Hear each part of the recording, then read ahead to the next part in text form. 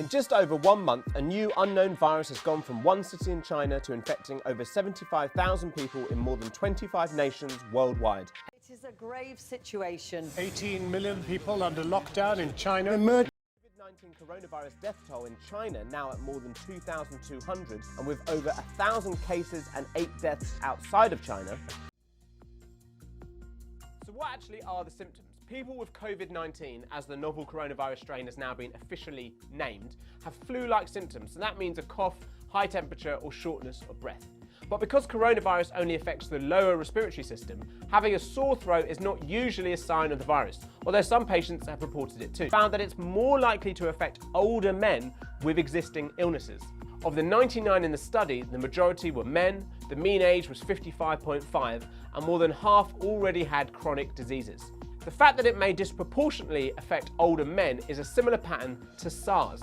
Thus, some scientists believe that there could be a male. It's also done its own study into more than 44,000 cases, the most detailed research into COVID-19 yet. It found that more than 80% of cases were mild and put the overall death rate at 2 times in the 20th century, has a death rate, depending on the strain, of 1 to 3%. So this COVID-19 coronavirus appears to be similar to that.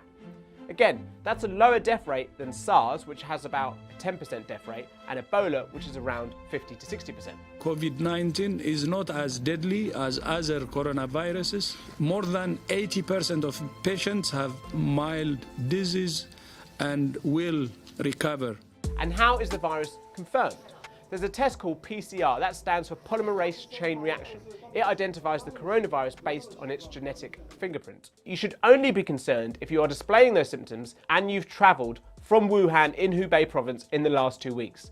And that also applies if you've been to other parts of China, as well as Thailand, Japan, South Korea, Hong Kong, Taiwan, Singapore, Malaysia and Macau. That's according to the latest guidelines from the UK. Wearing them. And do they actually do anything?